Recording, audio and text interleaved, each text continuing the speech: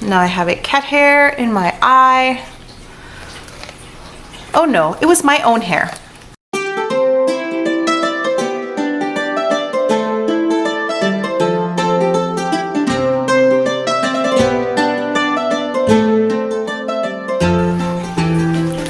Hi there, it's Christy with the Chirp YouTube channel. Welcome to a new video. We are still going through a series on autism. It's a big subject, so it'll probably be a long series.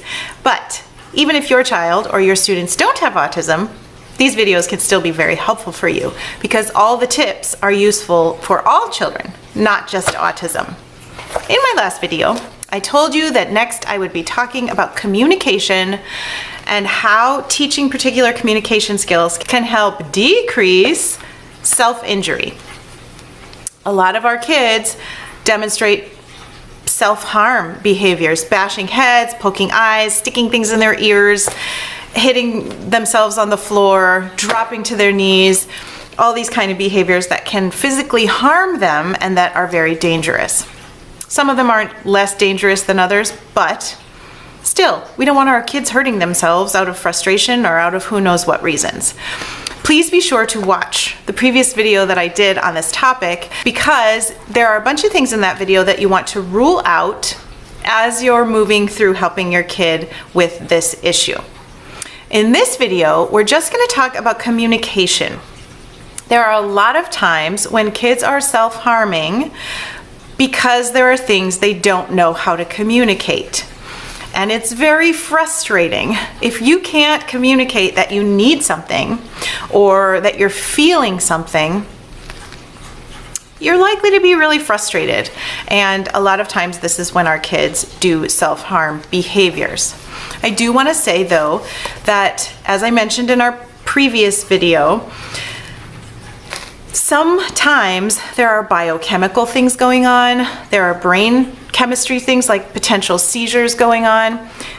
This is not your fault. If your child is doing self-harming behaviors, please don't blame yourself. And don't take this video, where I'm going to be talking about communication strategies, don't take this video as a criticism that you're not doing enough and that's why your child is harming herself or himself. That's not the case. We can only do what we know how to do. And even if your child needs to communicate something and doesn't know how, you didn't know until you knew. And there could be lots of other reasons why your child is doing these things too. But let's talk about communication. If the self-harm behavior is none of the things we discussed in the previous video, if it's related to communication or a lack of communication skills, then we need to teach those skills. The first thing that I always recommend we start with is teaching how to communicate wants and needs. I like to use visuals for all of these things. I brought a communication book with me. You can see I have used Boardmaker's program to print out these little guys. I have a whole series on communication books. In case you're wondering, I printed out this picture from the Boardmaker software. I'll put a link to that below. Then I cut it out, I printed it on cardstock, I cut it out, I glued it onto construction paper, I cut it out again, and then I laminated it, and I put some Velcro on the back. If you are making a communication book, remember the pokey side should always be the side that doesn't move, and the fuzzy side should always be the side that gets taken off. Otherwise, we get all confused and nobody's system works with anyone else's system. And that's just terrible. Please watch that series on using communication books because I am not going to go into all the details here. The basic idea is that you want to give your child a way to communicate what she wants. That makes a lot of sense, right? If your child is minimally verbal, or if your child's verbal skills go right out the window as soon as she gets frustrated, then we need to offer another option. We need to provide what the child needs to be able to express herself. Usually, that's going to be visuals. If your child forgets how to use her muscles to speak when she's frustrated, she probably forgets how to use her hands muscles too when she's frustrated. So we don't want to be teaching sign if our kid is having difficulty moving her mouth. What we want to do is we want to offer something she can grab and hand to you that doesn't require a lot of motor movement. This book is set up for kids who are further down the path of this process. You want to start with only one picture. If your child is frustrated and you've discovered that when she wants a drink of water, she starts banging her head on the fridge, then you want to put a big, let's see, do I have a picture of water? Yes. You want to stick one of these on the fridge, and when she walks over to start banging her head, you take her hand, you help her grab the water, and you hand it to yourself and you say, water. Then you get the water for her out of the fridge, and there's no need for her to bang her head anymore. Of course, you have to know why she's doing her behaviors before you can solve them, which is why we talked about the functional behavior analysis in the last video. Sometimes we really don't know what is causing the behavior, but a communication book or similar visual strategies can still help, because once your child learns that if she communicates, she's going to get what she wants or needs, then there is less reason for her to commit those behaviors that are self-harming, because instead she can figure out a way to communicate them in some other way. And a lot of times that can solve the problem in itself. Once again, please watch that series, because you can't just put together a book like this and have your kid using it. You have to teach your child how to use these tools. You can't just expect her to jump in and know exactly what to do and the problem is solved. It's always a teaching process. My second thought is we need to teach our kids how to express when something hurts physically. I don't know why, but I can't find my book like this. I had a book like this, and it said, I want, and it had a thing here that says my, and there's a blank space, and then at the end it said hurts.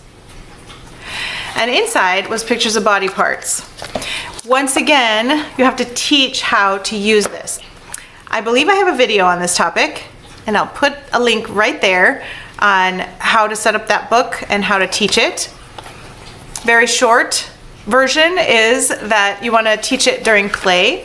So you want to take a bear, have it fall down and hit its head, and then have the bear say, head hurts, head hurts. And then the doctor puts a Band-Aid on or kisses it or whatever, and then the head is all better. And then the truck falls down and says, belly hurts, belly hurts. And then we have to fix the truck's belly. So it's a teaching process, but as this process goes on, the child not only learns the names of body parts that are appropriate to know to express hurt, but also learns how to tell you when something hurts, which is super important, especially for our kids with autism, who a lot of times don't learn how to tell people that they're in pain until very far down the line. We want to push that up. We want kids to learn that a lot sooner. We also want to teach kids how to express their feelings.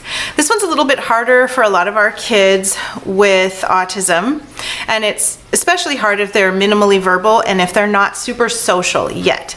So we need to work on teaching this also in a play-based way. Let's say that that very same teddy bear is trying to make friends somehow, and your child is uninterested in that teddy bear interfering in her play. So you help the teddy bear to cry. Anna doesn't like me. The teddy bear is crying. Anna is probably going to look at you with surprise. The teddy bear has never cried before, and this is a big shock.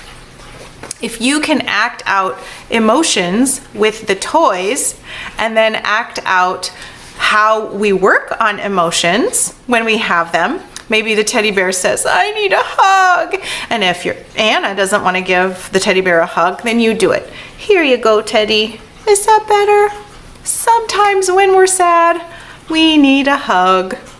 We can work on problem solving those emotions in play-based ways. We just need to make sure that we are working on that. We call these skills social emotional skills, And they are so important that a lot of early childhood curricula are based entirely around these skills.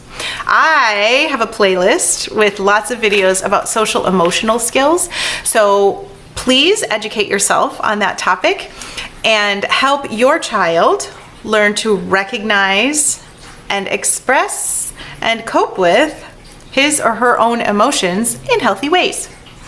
I also want to say that self-regulation is a big part of this. If a child is doing self-harm, clearly he is not self-regulated.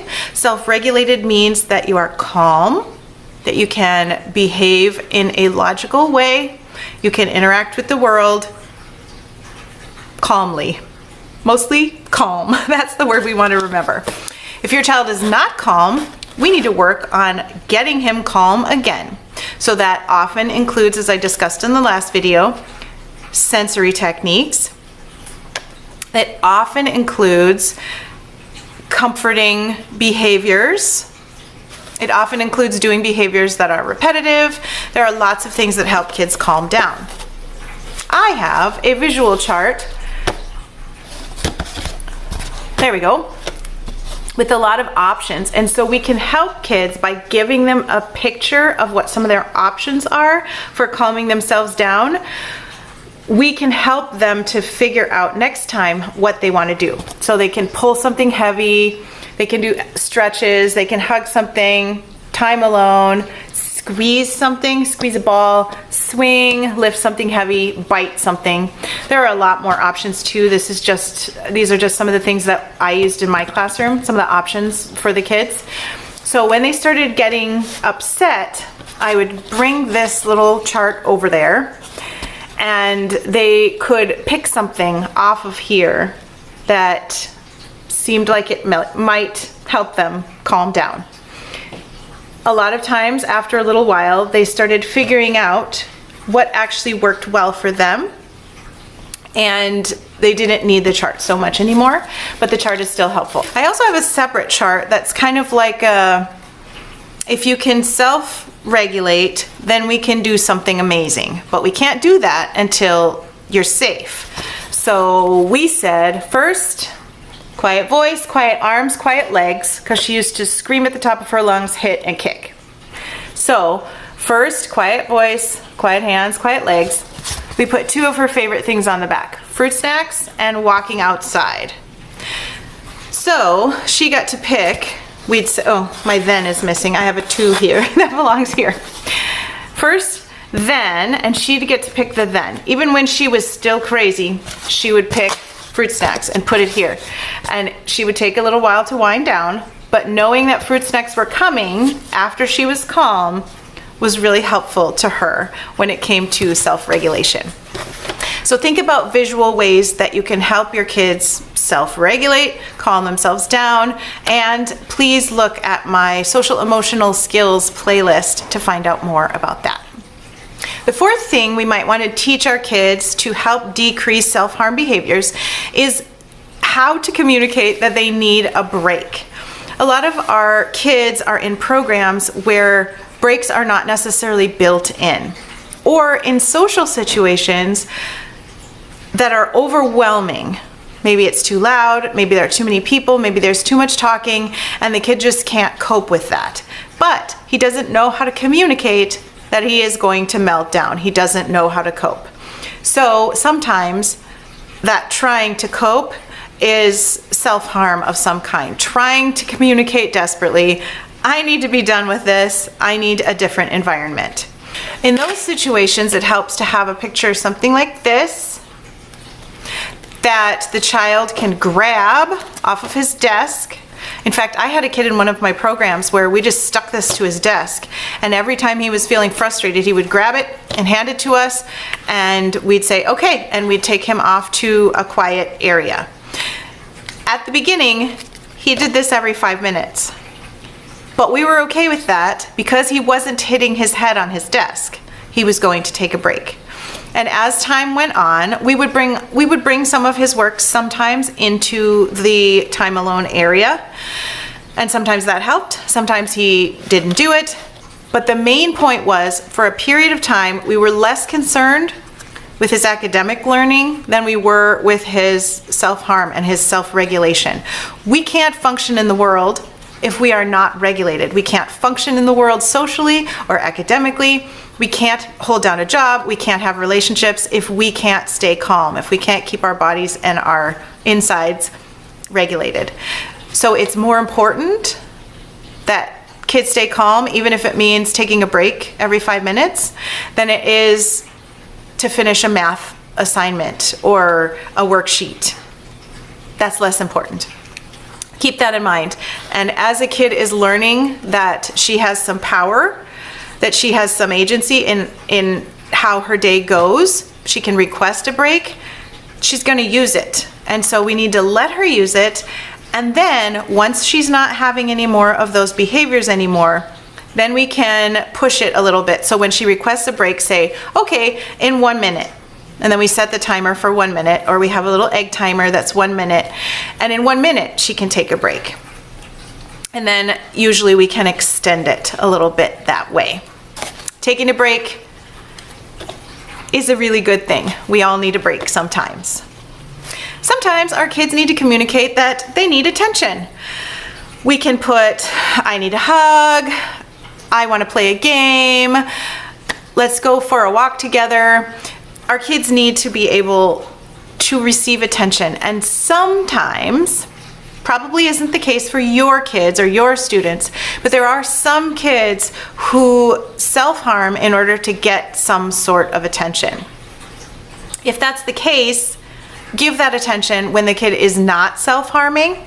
Give that attention in positive ways when the kid is doing things that you really like, and those behaviors should decrease. My last thing that we might want to teach kids how to communicate is the need to move. This is a little bit different from the need to take a break because it means the kid's getting kind of antsy. So we want to have options for kids who need to move. This may include trampolines. This may include a yoga ball. It may include something that wiggles the fingers. It may include spinning. So have maybe a I need to move book, somewhat like this. I need to move. And then inside are pictures of all of the different kinds of movements that the child might need. Spinning, swinging, bouncing, all of those kind of things. And then teach your kid how to use the requesting book for those things. We have all sorts of options. A lot in the communication realm is going to be related to teaching kids how to communicate things to you. And in most cases, the best way to do that is visually, because visuals are our very first language. Yes, most of us learn how to communicate with our mouths, maybe our hands, but our first language, if we are sighted people, is visual. We need to take advantage of that for our kids who are delayed in their language learning, their communication skills. Use their first language. Don't try to make them learn, make them use a foreign language when they are frustrated, when they are feeling at their wits' end. My final point is kind of a summary of this video. Look for things or situations that your child wants regularly and doesn't know how to communicate. And then teach those things. That should be a really good step towards decreasing any self-harm behaviors that your child might be doing. In my next video, I'm going to talk about self-harm and building frustration tolerance, which is a difficult thing for all of us. I hope that you have a wonderful week, and I will see you in my next video. Thanks for being here. See you soon.